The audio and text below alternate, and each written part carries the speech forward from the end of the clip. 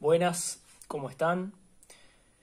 Bueno, les doy la bienvenida a este encuentro en el marco del ciclo El presente a la luz de la antroposofía que presentamos quienes formamos parte de Revista Numinus. Quisiera contarles un breve resumen de este texto titulado El falso principio de nuestra educación, de Max Stirner, un profesor y filósofo alemán del siglo XIX, no muy conocido, ni siquiera en el ámbito de la filosofía, casi, lamentablemente. Su nombre real es Johann Caspar Schmidt, más conocido como Max Stirner. Se dice que lo apodaron así por su prominente frente. En alemán, Max Stirner significa casi literalmente frente grande. Y bueno, ¿por qué es ignorado Max Stirner?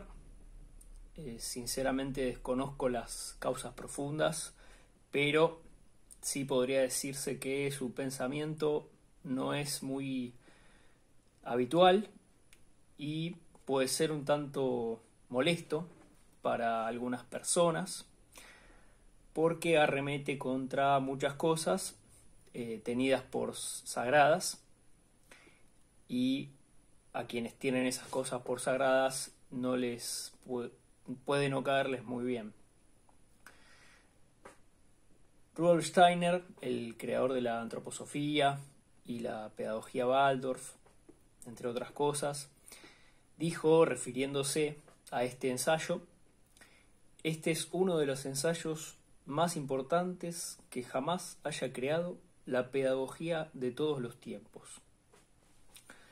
Y se ha referido a Stirner como nombrándolo el pensador más libre que ha generado la humanidad moderna. Así que Rudolf Steiner no tenía este problema con Stirner respecto de las cosas sagradas. Todo lo contrario, llegó a decir también que las ideas de Stirner, las ideas que Stirner expone, sobre todo en su obra capital, que es el libro El único y su propiedad, estas ideas están en completa consonancia con su propio libro, el de Steiner, La filosofía de la libertad.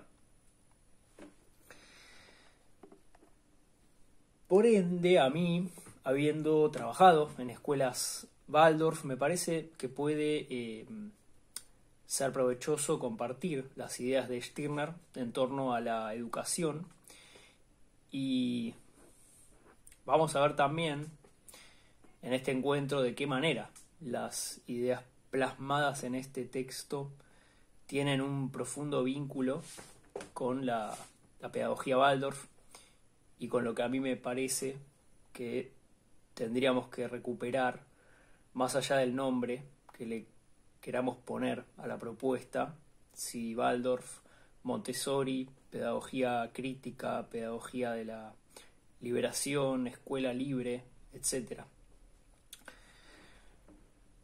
Lo que a mí me interesa es contarles un resumen de este ensayo con las ideas centrales y ver qué vínculo tienen con la propuesta de Rudolf Steiner, quien, como vimos, tenía en la más alta estima este ensayo. Empecemos entonces.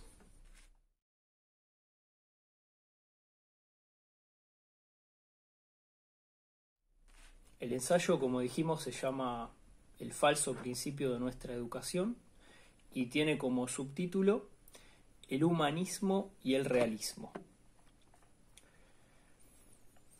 Stirner comienza advirtiéndonos que su época está luchando por encontrar una palabra que la represente.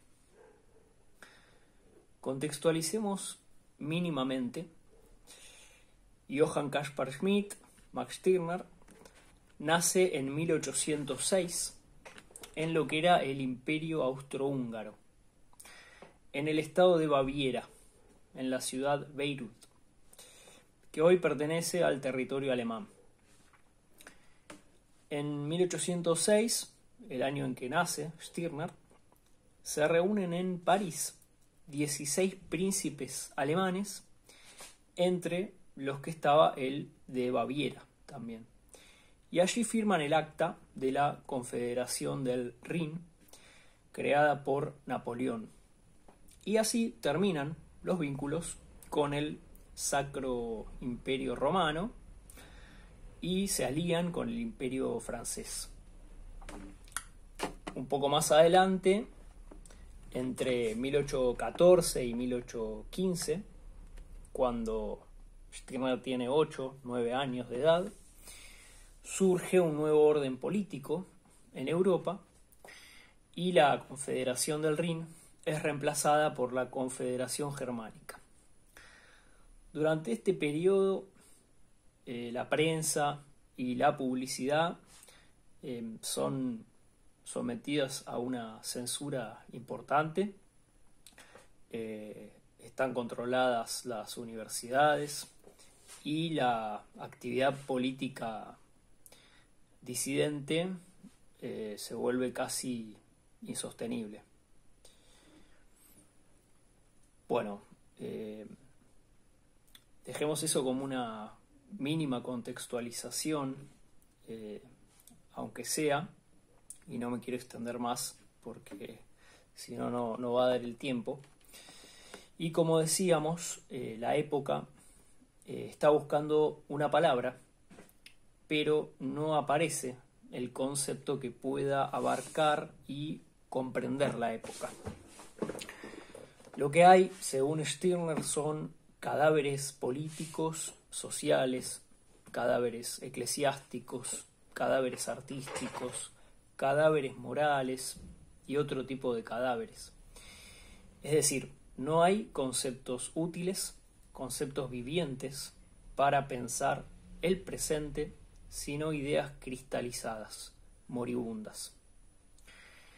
Y así el aire se encuentra contaminado por estos cadáveres. Stirner se pregunta, ¿qué se ha hecho y qué se piensa hacer con nosotros? ¿Qué se nos ofrece pedagógicamente para que podamos crear esa palabra?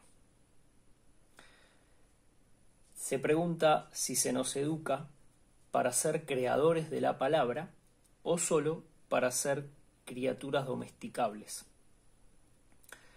Esta pregunta es para Stirner la más importante en términos sociales, porque la sociedad que tenemos es, ante todo, el resultado de lo que se hace con nosotros durante nuestra época escolar. Entonces, ¿se quiere que seamos creadores o simplemente criaturas? ¿Se busca que mandemos o que obedezcamos? A continuación, para desarrollar su propio ensayo, Stirner va a hablar un poco, a escribir acerca del ensayo en el cual se basó para escribir su texto.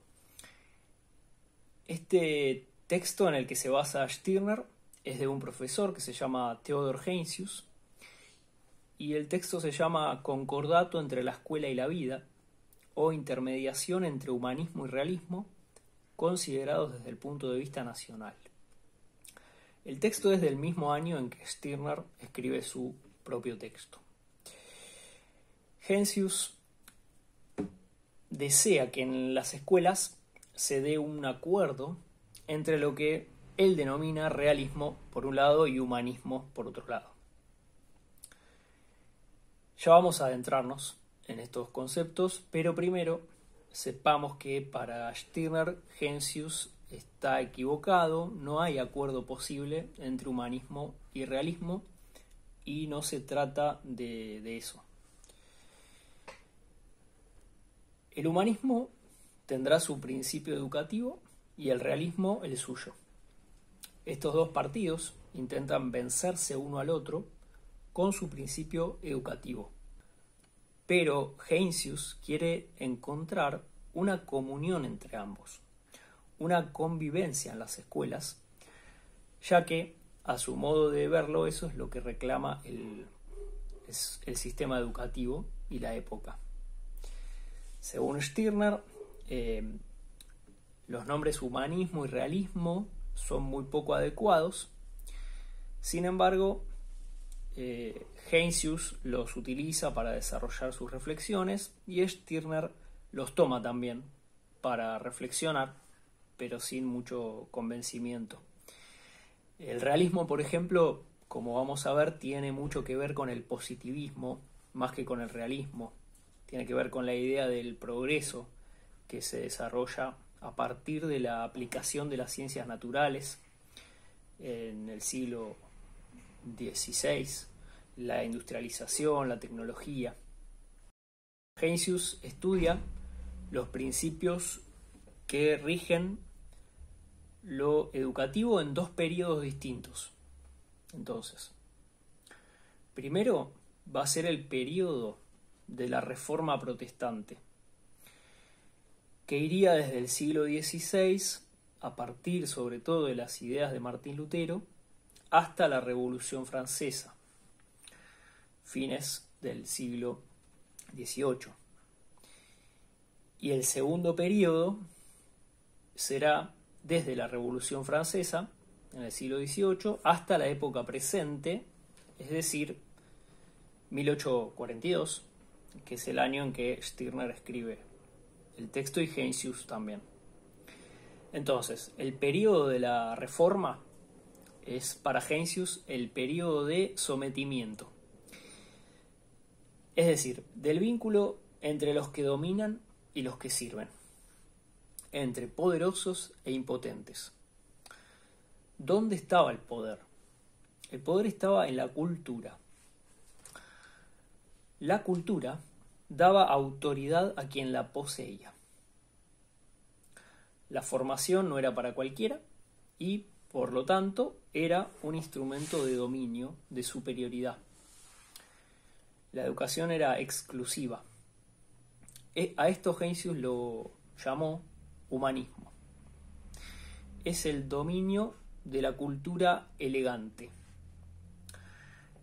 El escritor polaco, que vivió mucho tiempo en Argentina, Witold Gombrowicz, podría llamar a esta cultura la cultura de las formas, pero las formas sin contenido, como meras apariencias.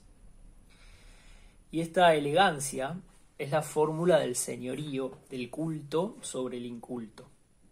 Una cultura que se fundamenta en la antigüedad, en los clásicos, se nutre del pasado, de la tradición, con el defecto de no poder producir nada muy original, según Stirner.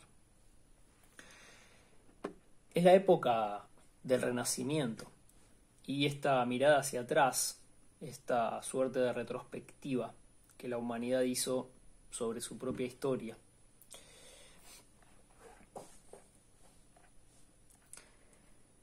Ya con la Ilustración en el siglo XVIII y posteriormente con la Revolución Francesa, estos formalismos comienzan a resquebrajarse y aparece lo que con el tiempo se constituiría como la igualdad entre señor y siervo.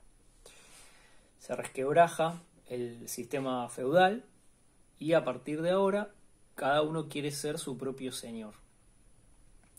Ya no existen privilegios para los señores, sino que comienza la época de los derechos humanos, es decir, de todos, aunque en ese entonces ese todos estuviera aún muy teñido de exclusividad, como aún sucede hoy en día.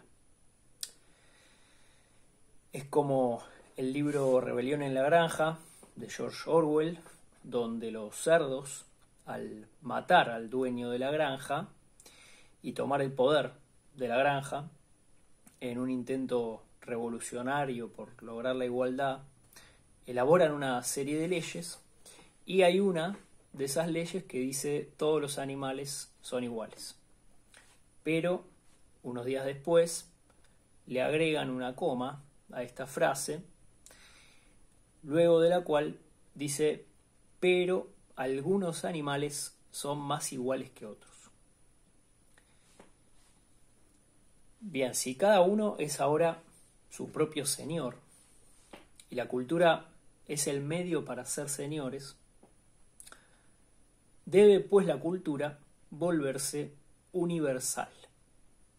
Entonces, contra la exclusividad de la reforma, del humanismo, se alza el principio de inclusividad o igualdad.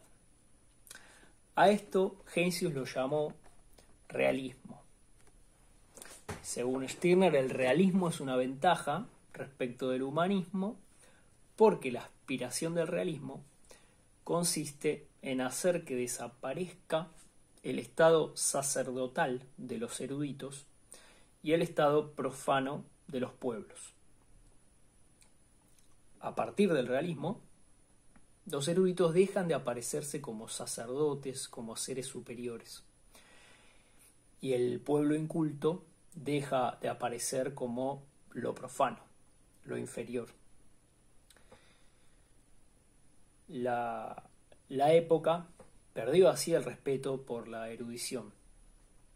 Se comenzó a comprender que la escuela y la vida no iban de la mano, ya que no solo la educación era exclusivista, sino que además no servía para la vida, no tenía practicidad,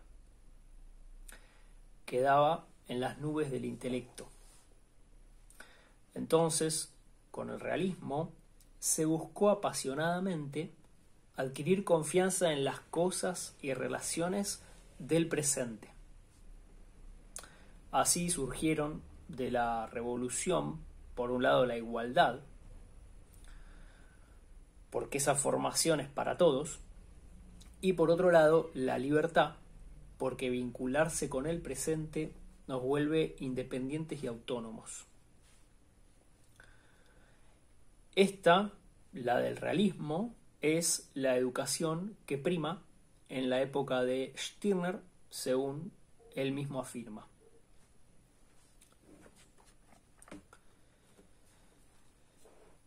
De este modo, vemos que para el humanismo lo que importa es captar el pasado con el intelecto. Y lo relevante para el realismo es adueñarse del presente con la voluntad, con la práctica. Son entonces dos intentos de dominio sobre el campo del tiempo. Es el ser humano intentando dominar su pasado e intentando dominar su presente.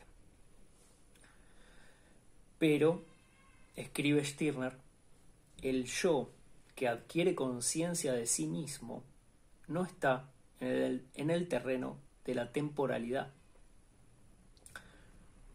Stirner con esta frase ya nos dice algo sobre lo que será su propuesta.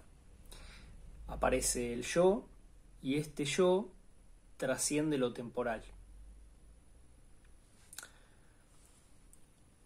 La elegancia del humanista pierde su ropaje y aparece desnuda como un vacío. Es una elegancia vacía. Y el culto se vuelve un dandy. Pero se pregunta Stirner, ¿por qué ha de perecer también el realismo si adopta lo bueno del humanismo? Cosa que no podemos negarle. Si el realista queda libre de las autoridades, queda libre de las autoridades que lo dominan, pero el realista no logra la autodeterminación. Al realista no lo domina ya un señor, un sacerdote, pero tampoco se domina él a sí mismo. No sabe determinarse a sí mismo. Es práctico, pero no es libre. Stirner dice, el realismo y el humanismo parten del hecho de que el destino de toda educación es proporcionarle al hombre habilidad. Si bien en un principio el realismo nace en oposición al humanismo, de a poco se puede reconocer que también sus principios aspiran a formar al ser humano en alguna o varias materias para dominarlas. La cuestión del realismo es aprender a utilizar la materia, a hacer algo con la materia. El objeto del realismo es, en el fondo, el industrialismo. Y en el fondo su objetivo se vuelve también, igual que en el caso del humanismo, en una mera formación del gusto, una cáscara vacía por dentro.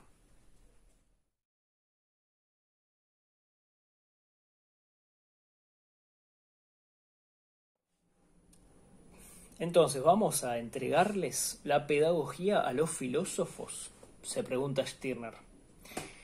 Y responde que nada está más lejos que eso. Los filósofos son demasiado torpes para esa tarea, dice Stirner. Con la muerte de la Reforma, la muerte de la época del saber, mueren también los filósofos. Para la visión de Stirner, la filosofía misma es algo que tiene que ser superado. Dice Stirner, el saber mismo ha de morir para volver a florecer en la muerte convertido en voluntad. La libertad de pensamiento, de creencia y de conciencia, esas magníficas flores de 3 siglos, volverán a sumergirse en el seno materno de la tierra para que una nueva libertad, la libertad de la voluntad, se nutra de sus savias más preciadas. En otras palabras, se conquistó la libertad de pensamiento, ahora el próximo paso será conquistar la libertad de la voluntad. Escribe Stirner, con la filosofía concluye nuestro pasado y los filósofos son los Rafaeles del período del pensar. Quien a partir de entonces quiera conservar el saber, lo perderá, pero quien lo abandone, lo recuperará. Solo los filósofos están llamados para ese abandono y esa conquista. Stirner nos llama a transformar el saber en pos de conquistar la voluntad. ¿Cómo es esto? Vamos a ver. Según Stirner, el conocimiento se nos transmite en las escuelas como si fuera un fardo que debemos cargar. Un fardo que debemos cargar a nuestras espaldas. Pero para llegar no a nuestras espaldas, sino a nosotros mismos, a nuestro interior, dice Stirner, es necesario olvidar el conocimiento. Todo lo grande ha de saber morir y transfigurarse con ese paso, escribe. El verdadero saber se consuma cuando deja de ser saber y se convierte de nuevo en sencillo impulso humano, en voluntad. Pone un ejemplo que es la búsqueda de la vocación humana. Dice que se busca por todos lados, por todos los innumerables caminos de la investigación, hasta el momento en que uno se precipita en la llama de la voluntad ética y vuelve incandescente el pecho de quien ha dejado de estar disgregado en la búsqueda y ha vuelto a convertirse en un hombre ingenuo y fresco. ¿Qué quiere decir esto de la voluntad ética? Es sencillamente la voluntad de un ser libre. Ya vamos a profundizar en eso. Stirner cita el Fausto de Goethe. Levántate, discípulo, y baña sin descanso tu pecho terrenal en los rayos de la aurora. Goethe fue de los primeros en advertir que la ciencia, tal como se practicaba en su época, por los caminos que estaba tomando, ya estaba disecando al ser humano. Uno de los intentos de Goethe fue justamente el de vitalizar las ciencias. En Fausto también podemos leer: gris es toda teoría, verde el árbol de oro de la vida. También Nietzsche va a sentir este vacío de lo cerebral, lo conceptual, y gran parte de su camino en la filosofía tendrá que ver con esto: cómo vitalizar el pensar, cómo generar un contrapeso a lo intelectual. Entonces, no es como pretenden los prácticos, los realistas, que el saber se abandone para dar paso a la voluntad. Escribe Stirner: el saber se completa a sí mismo convirtiéndose en voluntad cuando se despoja de lo sensorial y se crea a sí mismo como espíritu que se construye el cuerpo. El problema del formalismo y del materialismo, del dandismo y el industrialismo, digamos, o del humanismo y el realismo, es que se aferran a una educación que no parte de esa muerte y ascensión del conocimiento. Aspiran a un saber que solo nos sobrecarga como un haber o una posesión, en lugar de fundirse totalmente conmigo, de tal manera que el yo libre en sus movimientos no se vea obstaculizado por un patrimonio que ha de remolcar para poder atravesar el mundo con vitalidad. Escribe Stirner: un saber que no se ha convertido en personal proporciona una pobre preparación para la vida. El hombre libre es sólo aquel que ha vencido lo que le venía dado y que por sí mismo ha reunido en la unidad de su yo lo que le fue dudosamente arrancado. El impulso de la época es entonces para Stirner que el pensar libre llegue a desarrollarse como voluntad libre. Este será el principio de una nueva época, donde el objetivo último de la educación, dice Stirner, ya no será el saber, sino el querer nacido del conocimiento. Y aquello a lo que hemos de aspirar será el ser humano personal o libre, el encontrarse a uno mismo, la liberación de todo lo ajeno, la abstracción extrema o la liberación de toda autoridad, la ingenuidad reconquistada. Stirner ve en las escuelas una formación tan anclada en lo antiguo que dice que al terminar la escolaridad lo que uno hace es sacudirse el polvo que dejó sobre nosotros, ese polvo que uno encuentra sobre la superficie de las cosas abandonadas. Uno se sacude el polvo de una educación que no tiene influencia en nuestra personalidad. Se nos educa en lo formal o en lo material, o en ambos, pero no se nos educa en la conquista de lo que Stirner llama el hombre verdadero, nuestro yo, lo que somos. Escribe Stirner: solo se pretende llegar a un adiestramiento formal o material. De los corrales de los humanistas salen únicamente eruditos, y de los corrales de los realistas salen ciudadanos útiles. En ambos casos se trata de personas sumisas. Con la educación, ya sea formal o material, se busca la sumisión del individuo al dogma educativo de turno. No se educa al hombre para ser creador, sino para ser un eterno aprendiz. Escribe Stirner: la suprema tarea del ser humano no es la formación, la civilización, sino la autoconfirmación. Si se despierta en el hombre la idea de la libertad, los libres no cesarán jamás de liberarse. En cambio, si se los convierte en meros hombres cultos, se adaptarán en todo momento a las circunstancias de una manera más cultivada y refinada, y terminarán siendo almas de siervos cultos y sumisos. Por otro lado, los realistas se vanaglorian que ya no enseñan para eruditos, sino que enseñan las cosas prácticas de la vida.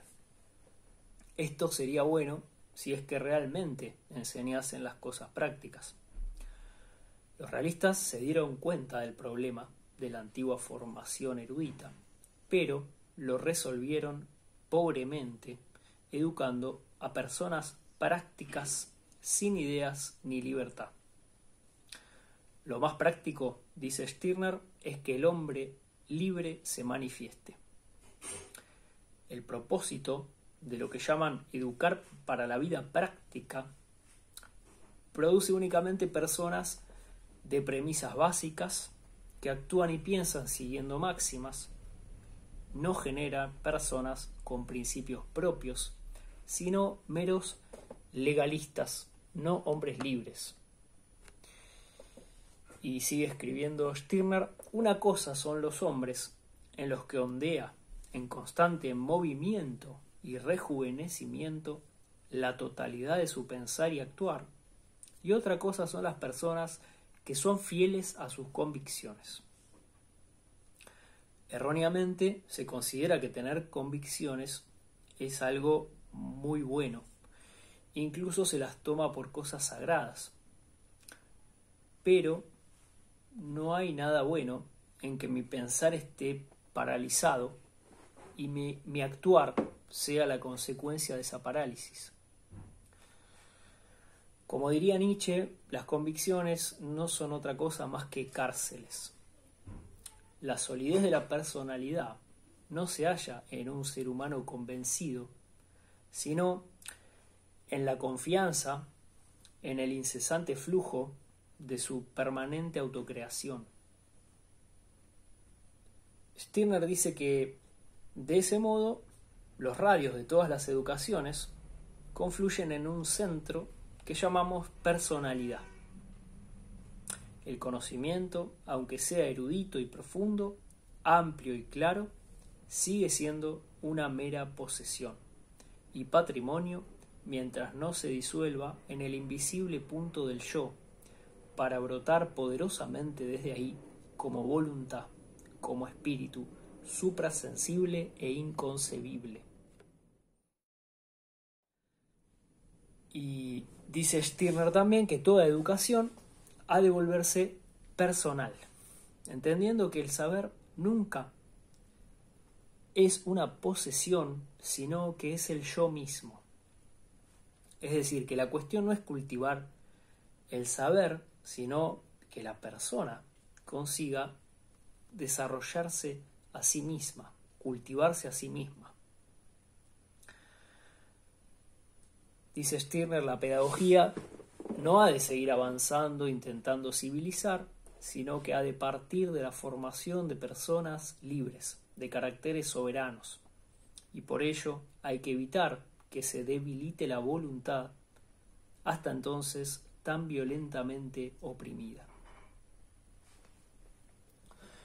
Una de las propuestas de Stirner en este sentido será superar la autoridad del docente basada en el temor del niño. Promover el temor recurriendo a la autoridad, según Stirner, es creer que se mejora al insolente convirtiéndolo en persona temerosa. Pero quien sea un ser humano completo no necesita ser ninguna autoridad. Porque si el docente enfrenta la insolencia del niño con la solidez de su propia libertad, la provocación del niño se deshace por sí sola. El terreno donde debe trabajar el maestro para que el niño deje sus insolencias es en sí mismo. Es como adulto en sus propias insolencias. No tiene que infundir terror en el niño, sino libertad. Con terror el niño no hallará paz. Siempre querrá dominar a su maestro, porque el maestro está ejerciendo dominio sobre él. Si en cambio el maestro comienza a ejercer dominio sobre sí mismo, el niño también buscará el dominio sobre sí mismo.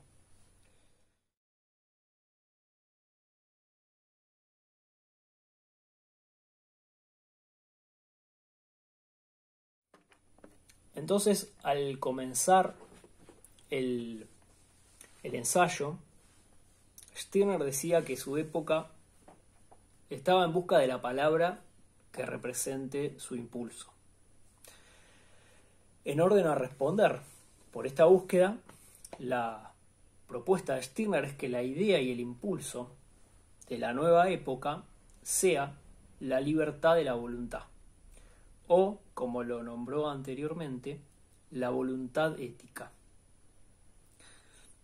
De este modo, la pedagogía, dice Stirner, habrá de tener presente como principio y finalidad la formación de la personalidad libre. Hemos conquistado la libertad de pensamiento, pero nos falta aún libertad para actuar personalmente. Nos falta apoderarnos de esos pensamientos en la esfera del hacer. Nos encontraremos únicamente de este modo con la verdadera igualdad de todos, la igualdad de las personas libres, porque, como dice Stirner, solo la libertad es igualdad. No puede haber igualdad real donde no hay personas libres. Stirner escribe que si a quienes estén de acuerdo en seguir este principio educativo se les quiere colgar un ismo, este podría ser personalismo. Aclara que quien ve la necesidad de moverse hacia este objetivo no rechaza nada de lo bueno que tiene el realismo y de lo bueno que tiene el humanismo, sino que más bien desea elevarlos y ennoblecerlos. Porque solo el hombre libre puede ser un ciudadano práctico, como quieren los realistas, y solo un hombre libre puede hacer un buen uso del saber de los humanistas. Las últimas palabras del ensayo son: si para concluir hubiéramos de expresar cuáles son los objetivos por los que ha de orientarse nuestra época, podríamos resumirlos como la necesaria decadencia de la ciencia sin voluntad y el amanecer de la voluntad autoconsciente, que culmina en el brillo de la personalidad libre. Por lo que más o menos diríamos, el saber ha de morir para resucitar de nuevo como voluntad y para crearse cada día a sí mismo como personalidad libre.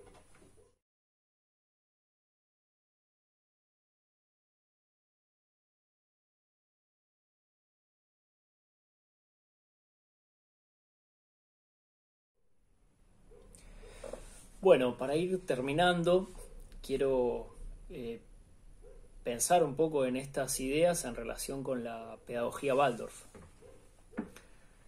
Recordemos las palabras de Fausto: gris es toda teoría y verde el árbol de oro de la vida. Cuando nos adentramos en la esencia de la pedagogía Waldorf, podemos ver cuán profunda es la afinidad con los pensamientos de Stirner.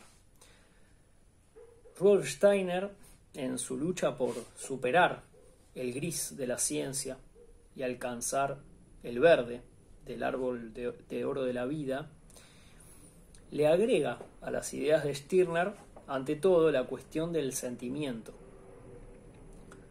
Steiner tomará de Friedrich Schiller, el filósofo alemán, la idea de la educación estética como camino para ir desde el pensar hacia la voluntad, para que el saber no sea ese fardo que solamente cargamos a nuestras espaldas. Quisiera citar unas palabras de Steiner. en el marco de unas conferencias que expuso en Inglaterra en 1923, reunidas bajo el título La educación y la vida espiritual de nuestra época, mencionó: esto puede ser corregido si ayudamos al niño en todo momento a que conozca sintiendo y queriendo. Es decir, que impregne sus cualidades cognitivas de sentimiento y voluntad. Hace mucho tiempo que los sistemas contemporáneos han reconocido que la educación ha hecho un viraje hacia un intelectualismo unilateral, que la cabeza se bambolea en el aire y que como contrapeso se ha empezado a desarrollar la habilidad práctica y la destreza. Pero eso no une realmente los dos elementos. La unión solo es posible cuando el conocimiento se convierte por sí solo en habilidad práctica y cuando ella está a su vez impregnada de calidad mental, de entendimiento anímico y de participación espiritual. Bajo esta perspectiva se propone, por ejemplo, ofrecer al niño ideas morales y religiosas, pero no para forzar su ser hacia un mandato que le llega al niño desde fuera, como un precepto religioso o un precepto moral, o como castigo, no por medio de dogmas, sino por medio de su vida afectiva, del sentimiento. Esto es la educación estética, porque al sentir llegamos por medio del arte, del juego. La religiosidad entendida como el camino de reunión del alma con el espíritu, del ser terrenal con el ser espiritual. De esta forma, cuando los contenidos éticos y religiosos llegan al alma desde la vivencia artística, la vida ética y religiosa puede surgir naturalmente de su propio ser y no es una imposición del exterior en formato de mandamiento o ley o imperativo, formas que ya son caducas para la humanidad actual que aspira a ser alma consciente y no un alma obediente. Se aspira a hacer del ser humano no un ser obediente a leyes externas ni a los preceptos de las constituciones nacionales ni de los organismos internacionales.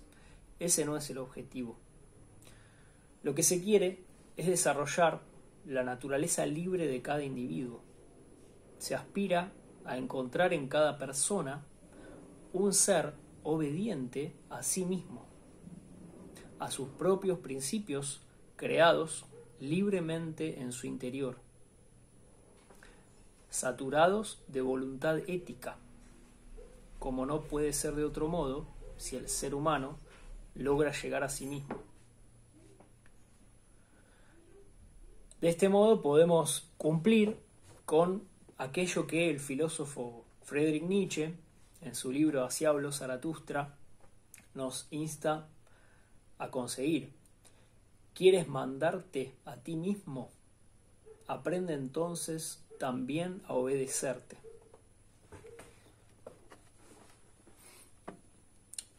Es lo que también pedía el filósofo español Miguel de Unamuno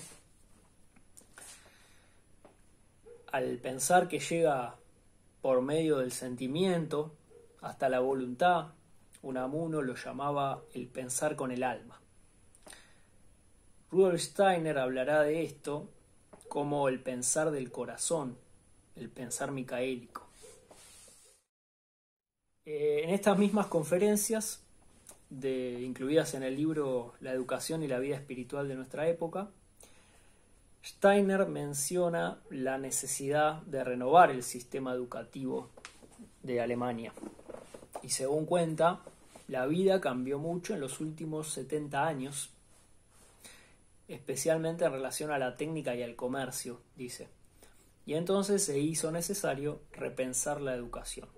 Así surgió la pedagogía Waldorf. Si nosotros hoy nos percatamos que la pedagogía Waldorf ya tiene más de 100 años de vida, es necesario que nos preguntemos y nos planteemos, tal como hizo Steiner en su época, qué necesidades tiene la humanidad actual en relación a los impulsos de la época. ¿Sigue siendo la misma palabra que encontró Stirner la que nos define? Es imprescindible que la pedagogía, como diría Heidegger, se vuelva a hacer la pregunta por el ser, se cuestione a sí misma, se autodestruya donde deba autodestruirse y se recree y se reinvente donde deba reinventarse. Los dogmas son lo peor que puede sucederle a un organismo educativo, ya sea que estos dogmas provengan de la esfera estatal o privada, ya sea que provengan de una u otra concepción del mundo. Entonces podemos decir, para terminar, que tanto para Stirner como para Steiner, el propósito fundamental de la educación es enseñar a armonizar el pensar con el actuar. Esto es, enseñarle al ser humano a llegar hasta sí mismo para poder encontrar esta armonía, que de ningún modo vendrá desde el exterior la armonía. El objeto de la educación es, en el fondo, la autoeducación. Y la forma de educar a un ser humano sería acompañarle a abrir confiadamente las puertas de su propio ser. Bueno, muchas gracias por escucharme y nos vemos en una próxima oportunidad.